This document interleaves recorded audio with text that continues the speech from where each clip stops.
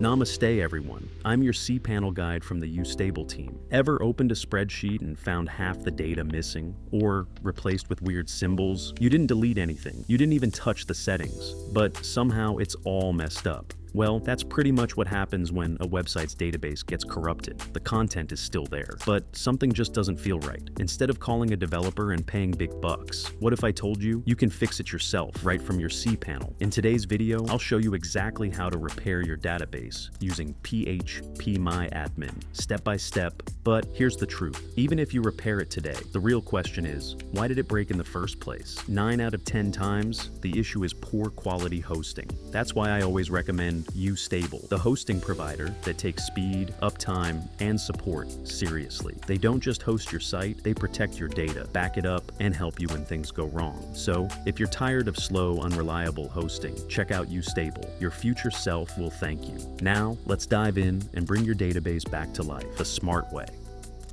Let's learn how to repair database. Click phpMyAdmin. On the left sidebar, there are databases. Click on the database you want to repair.